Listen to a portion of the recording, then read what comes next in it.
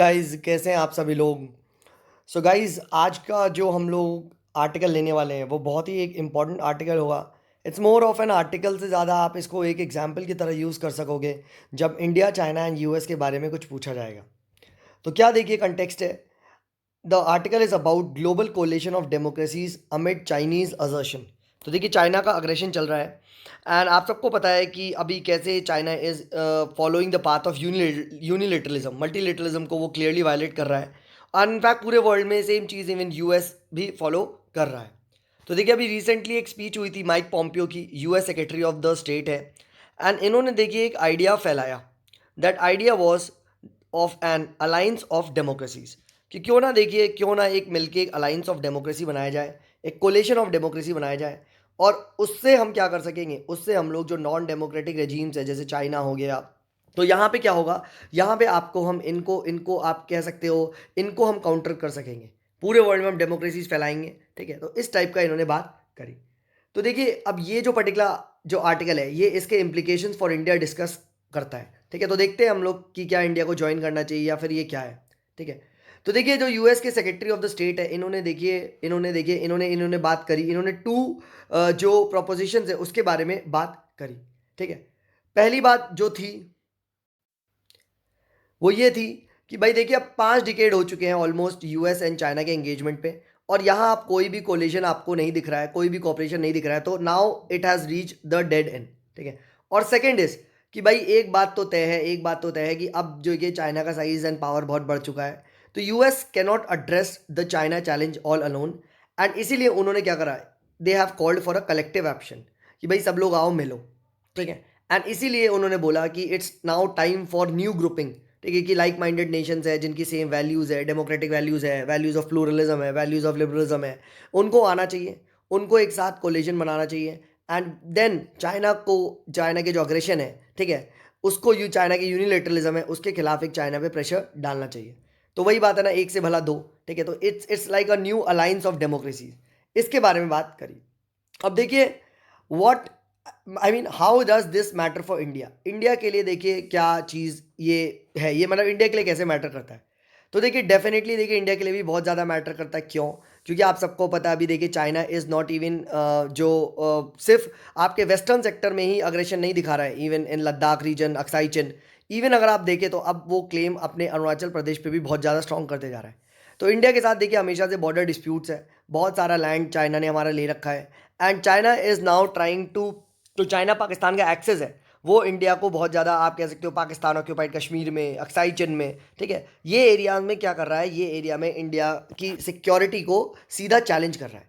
तो देखिए पहले इंडिया के लिए China was a security challenge, but अब एक सिक्योरिटी थ्रेट बनता जा रहा है। ठीक है, तो इसीलिए इंडिया भी बहुत ज़्यादा परेशान है चाइनीज़ अग्रेशन से। चाइना ने देखिए जो इंडिया के नेबर है वहाँ पे भी अगर आप देखें तो हर एक नेबर में, अगर सिर्फ भूटान को छोड़ के आप देखें तो all the neighbours are in the pockets of China.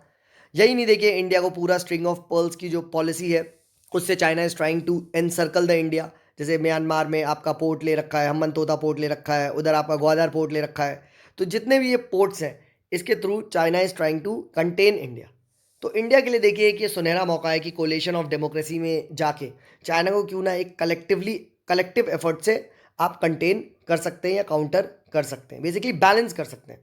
ठीक है, फिर देखिए इसीलिए इसीलिए जो चाइना के जितने भी चाइना के और भी सिमिलर माइंडेड कंट्रीज़ हैं जो चाइना के इस अग्रेशन से परेशान हैं, जैसे जापान हो गया। ठीक है, जैसे आपके ऑस्ट्रेलिया हो गया, बहुत सारे आपके जो साउथ ईस्ट एशियन आइलैंड्स हैं, जो आपके आसियान एक्सेट्रा में, इंडो पैसिफिक में आइलैंड्स हैं, आइलैंड कंट्रीज़ हैं। ठीक है, ये सब कंट्रीज साथ आ सकते हैं। ठीक है, बस देखिए इंडिया के लिए कंसर्न ये है, इंडिया के लिए कंसर्न ये है कि देखिए हमेशा से यूएस की एक स्ट्रैटेजी रही है which is of bait and bleed. US हमेशा से बक पासिंग करता है। यूएस चाहता है कि हमारा बर्डन अब कोई शेयर करे। तो इंडिया को देखिए इस ट्रैप में कभी भी नहीं फंसना चाहिए।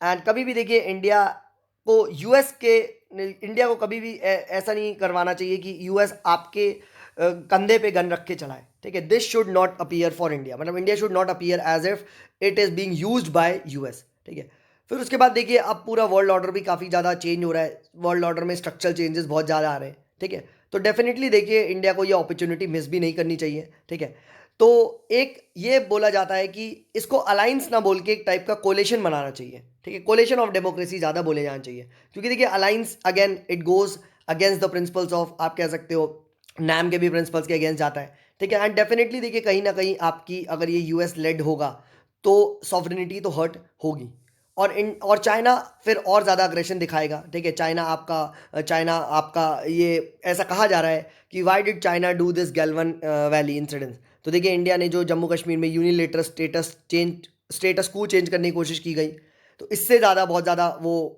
आप कह सकते हो उत्साह वो हो गया, बहुत ज़्यादा प्रोवोक हो गया।